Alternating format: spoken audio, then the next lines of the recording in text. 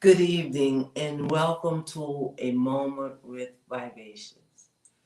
I don't know if we all realize it, or I know the church says, oh, don't worry about a thing, God is in control, and He is. You remember that song we sang a long time ago, He has the whole world in His hand. But it didn't stop us from going through some things. Today we're going to talk about the intention of America. Call your friends. It's not only my opinion. It's going to take all of us to save the nation. Good evening, Sigrid. So glad that you joined us. And we'll be right back after our intro.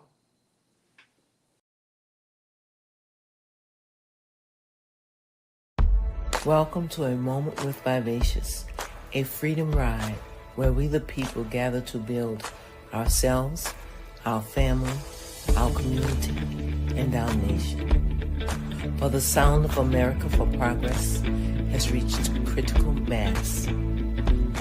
Understanding that we must put aside our differences to focus on the greater good. This is a place of collaboration to rebuild and restore our nation. Welcome to A Moment with Vivacious.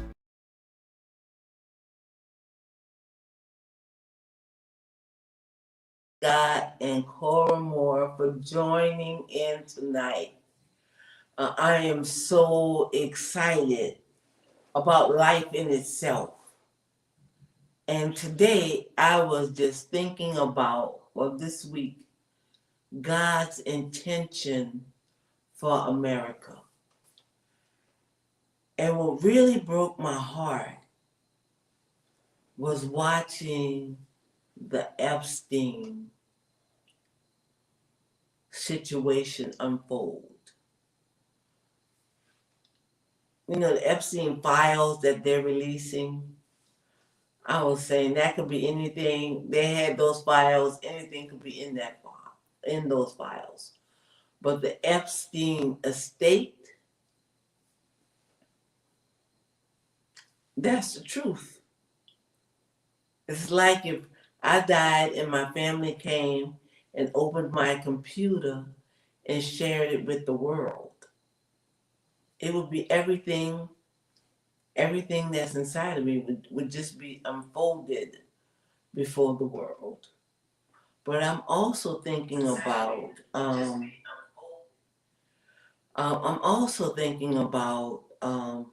everything else that's going on.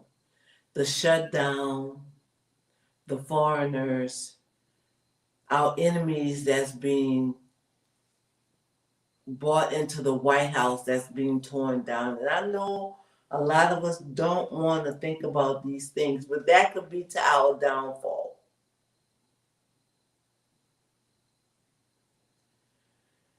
And that's just how I feel about it. Just how this sounds, that's just how I feel about it because it's overwhelming. These things these people are doing, we're not doing that. But it's horrible. But if you've never left the country, you do not understand that the world don't separate us in any of the things that's happening in our nation. It's America. I had a guy on Vivacious Speaks, and he said when he was in Germany, he told them he was African American, and they said, what is that? What does that mean? And he was trying to explain that he was African American, and they said, what color is your passport? He said, my passport is blue. And America, and he said, well, you're American. I don't know, I'm African. My passport, I'm gonna make up a color. I don't know what color it was. But my passport is green. I'm African. You're American if you have a blue passport. And I just said that to say, we all are one picture. We don't get to separate. This is Democrat to the world or Republican to the world, Republican to the world. We don't get to separate I'm black and they're white, or they're white and I'm black. We don't get to separate those things from the world.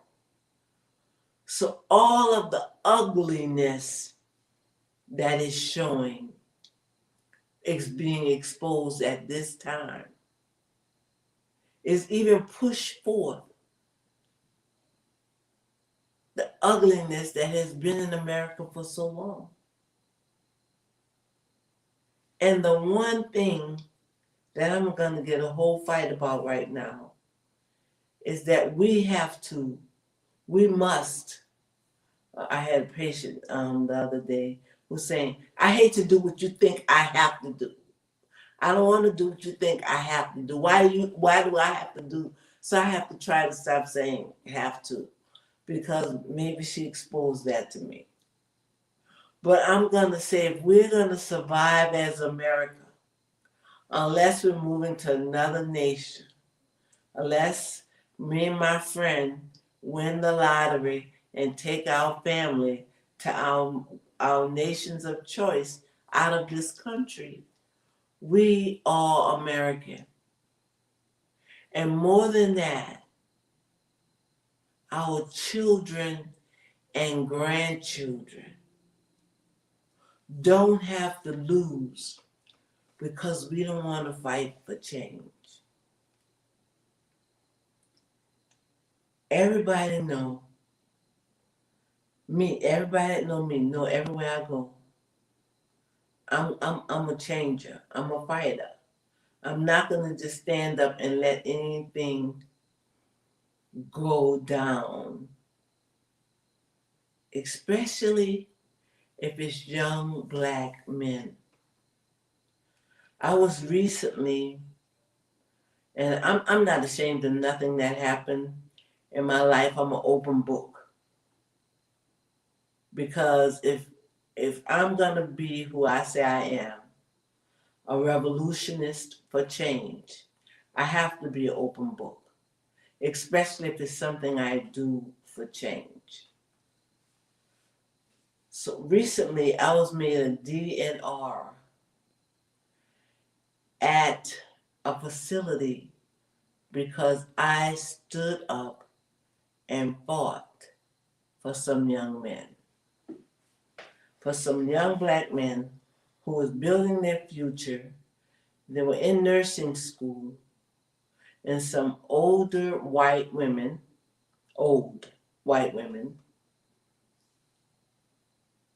put up a wall against them, put up a negative story against them to the administration.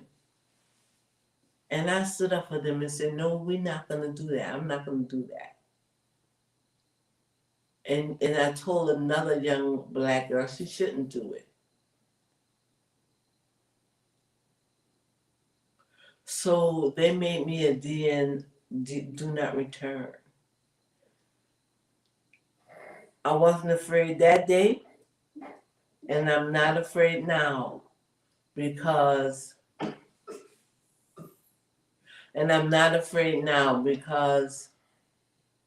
now I'm at a hospital. When the state came in, this is the second one. They said, who is that nurse and why you didn't make her yours? We have to know who we are. And the first fight that I fight in America and that we should stand up for is the righteousness for black people. Now I know I have a few white listeners who may be offended by this.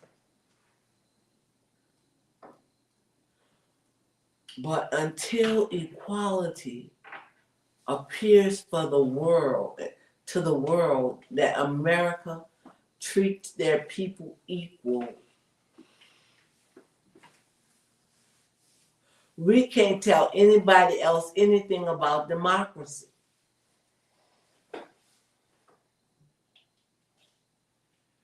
Okay, y'all. Hi, Cora.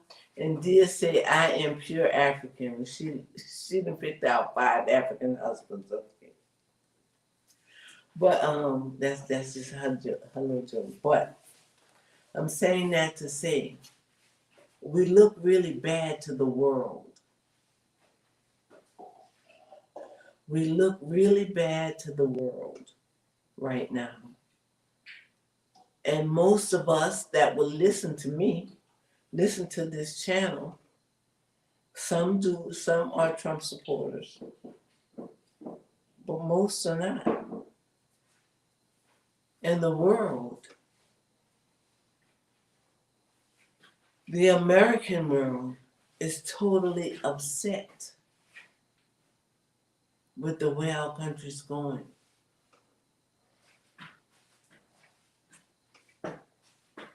And the things that he is doing that does not look democratic. And the people that he's entertaining in the White House. Our allies are looking at that. And they're not only fighting upset with Trump, they're upset with America. And that's us too.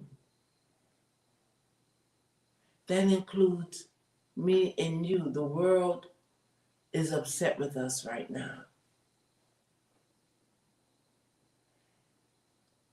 And I'm saying all of this to say, what was God's intent for America? I believe that before Spanish and Dutch sailors came to America, there were people here that was called indigenous. They were black, they were yellow, they were red. And when the ships came over, and I believe that it was the Dutch that came first, and Christopher Columbus came later, and all of those people, they totally destroyed the foundation of the people of America. And though it was all of those people here in America, they got along without a problem. The fight didn't start until the invasion of America. So, with that being said, I think, and if anybody's thinking anything while you're out there, please make your comments. With that being said, we have to bring America back to where it was created to be. Where everybody that was here, the people that were here, and all their differences, they got along.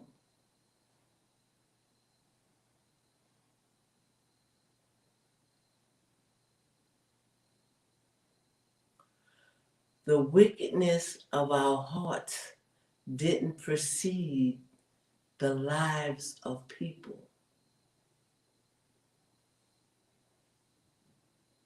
And I'm wondering, can we get back to that intent?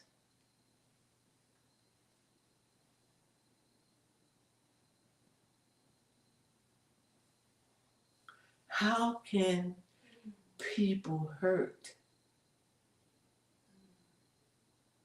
little children for their own selfish means?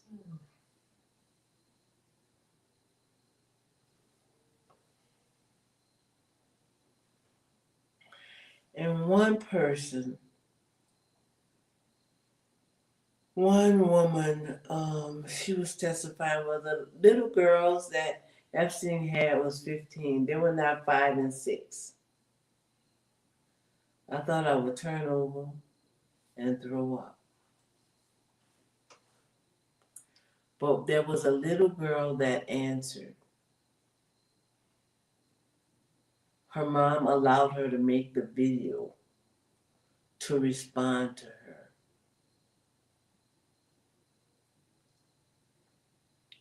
And I think when we think about the things that's going on in our nation and understand that it's going on in our name, we will begin to fight more. A young black woman looked in my face, I think it was yesterday or the day before, and she said, "We're going to let it be their fight, right?" I said, "No, we're not. We have to fight back because it's our children as well." But this time, sisters, when we fight back, we're taking claim and holding on to everything we do that bring this world back to structure.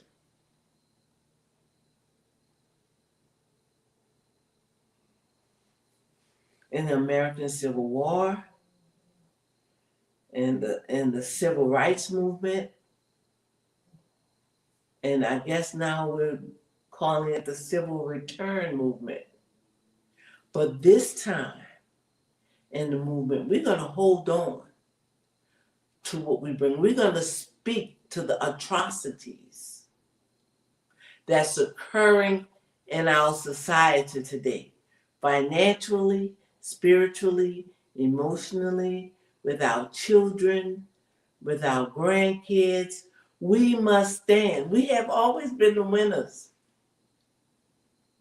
We have always been the ones to establish that foundation. We can't, the hell wish that we would say, y'all do it by yourself. Do it by yourselves. Let me correct that. We cannot afford to back down.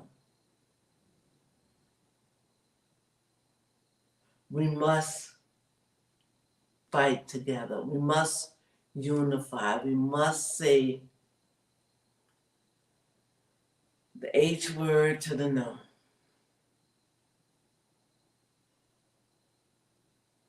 We must build a world where our children could walk freely and safely. When our men and our boys and our young men could go to work and go to school and come home without harming one another and without being harmed.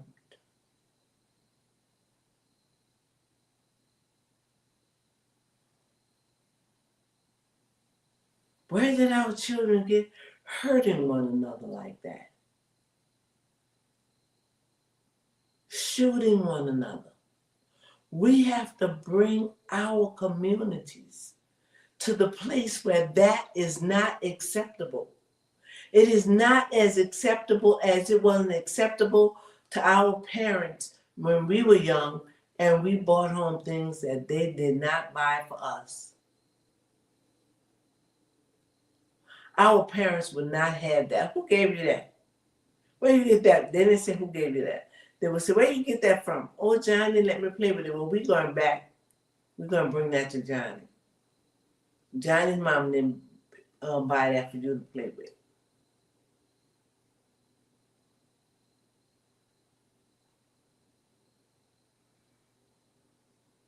We did not stand for our 10 and 12-year-olds, and especially when we were growing up, to even own guns.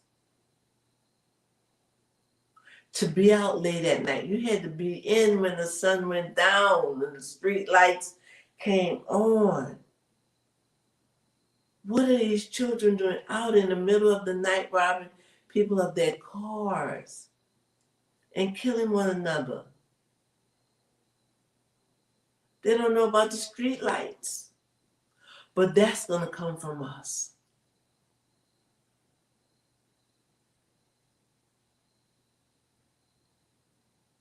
A young lady told me the other day, I don't even speak to my family. I don't deal with those people.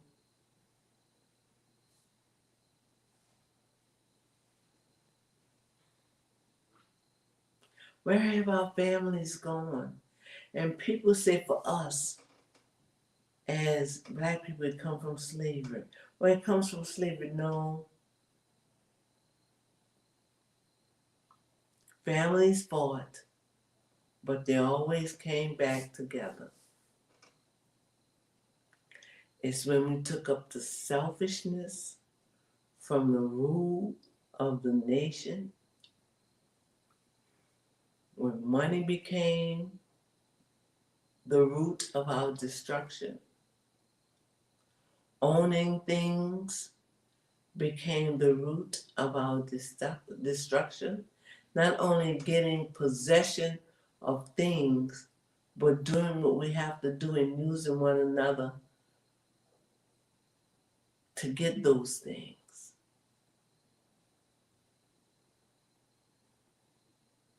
Then our families became separated. We're fighting over family estates when other people put the family estates together to build.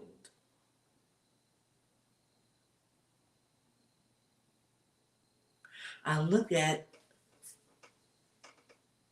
some people because sometimes now I do nursing home too. I never ever did nursing home as a nurse, but now sometimes I do nursing home tours. And 2 days ago,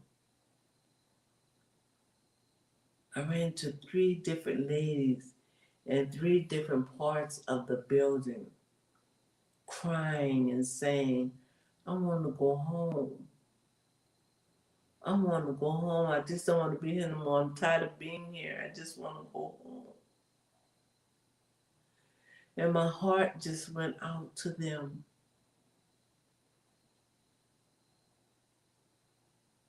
Because now the world and their families consider that to be their home. They were thinking of all the things that they had worked together, they had built together, their things that they had placed around them. My bed. I started thinking about, suppose there was a day when I couldn't come home. When my child had picked another place to be my home.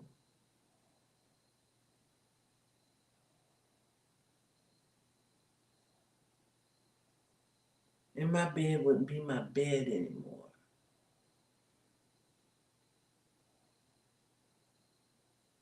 And I had to share a room with 2 or 3 strangers.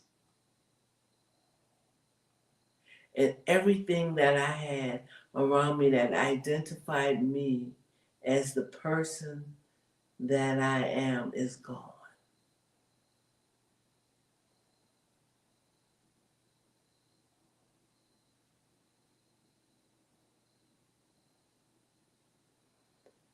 Wow.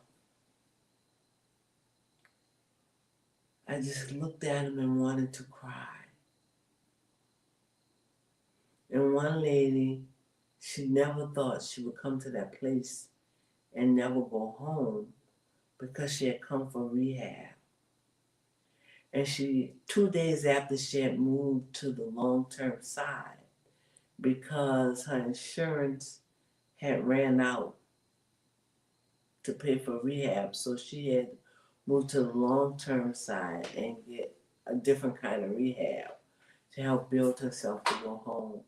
Her husband fell and died. Fell, hit his head and died. She said the last time my son was standing at that door. And when he walked out of that door, that ended me and everything I had in life, because I never saw him again and I never saw outside of this building again. It is so boring that I have to lay here every day with nothing to do but lay here. Oh, my heart just went out to this lady, but I put myself in that selfish mode. What are we living for? Now, personally, I don't have that problem because my niece has already said when the three of us get old, me and my two sisters, they're just putting us together and they're going to take care of us together. So that's good. But I want to tell a story the way I told it so that maybe it could give us a different outlook on life, even about loving and caring for one another. Because none of us know what our end is going to be. What will be the end of America? I went individually, now I'm going collectively. Because when the president of the nation stands up and do the things that the president of this nation is doing, where are our allies? What is the world thinking about how they perceiving this? Because it's either him and his stuff or us fighting about his stuff.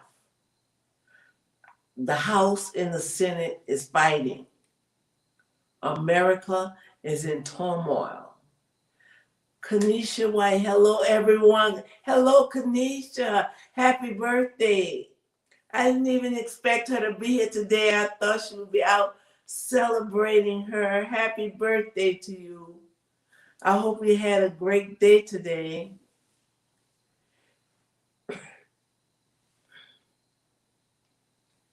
So I was saying that to say, everybody's quiet.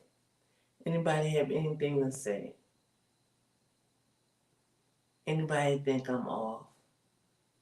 Anybody have things that we could do as a community?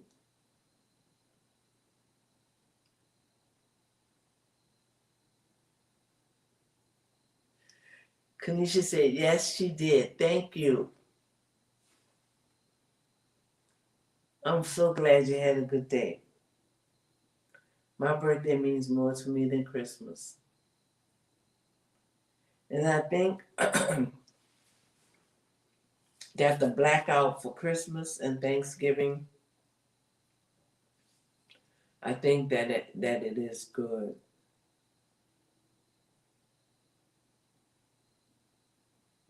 Economic power,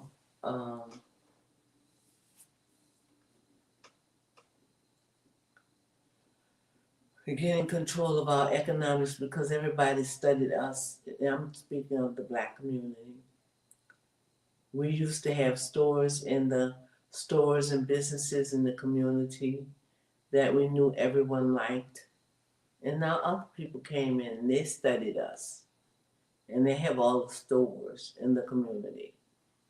In my community, when I grew up, we loved boiled seafood.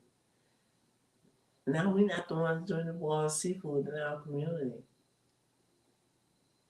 There was the candy lady. We don't have candy ladies anymore. We have to bring that back. We have to take back with a fight, with a vengeance. Support Black businesses. On Black Friday, if you sell anything, make sure it is out. I think I'm going to go live on Black Friday, and all of my friends that's selling anything, they don't necessarily have to be Black, but it has to be community. If you have a business, we're going to support that business. So Black Friday, I'll probably be airing from the Hungry Soul Cafe. And I'll be having different people come on who can come up, who's selling things on Black Friday so we can buy them. So if you have something that you're selling or you know somebody with a business, I'll set up the times and we're going to support ourselves. That's what we're going to do for Black Friday. And we may do it that Saturday as well. I'll see if Hungry Soul Cafe is available. And we will go live Friday and Saturday buying from us. Building money in our communities. Also, if you have a community plan or a community organization that builds your community, we're going to be airing those. It's going to be all about us and community on Black Friday. So if you know anyone, please give them my contact information, and we're going to get that going on. We're going to do it. If you're an author selling books, we need to read, we need to learn, we need to grow. Even though that lady said, I hate doing everything you say I need to do. But we're going to build our communities. We're going to build our families. We're going to build our nation. We're going to bring it back together to be one big, good picture before the world. Will we be without problems? Absolutely not. We will have problems. We will never be totally right. But we can be totally fighting to make it right. Changing things with a fierceness is a revolution. And this is a revolution. Thank you for joining tonight. Dear said, amen. Amen, dear. We're going to start, and we're going to start with ourselves. And we'll end up in a great place with a bigger, brighter picture before the world than it is right now. Now, we may go through a whole lot of things before it ends, but the world will know we're fighting for our world to be a better place. Join me in this fight, and we'll see you next Wednesday live. We have someone talking about caregivers and personal care, because things are changing with Medicaid and having to take care of older family members at home. We're going to talk about that. And then the week after, I have my guy coming on talking about We the People. But I'll see you then.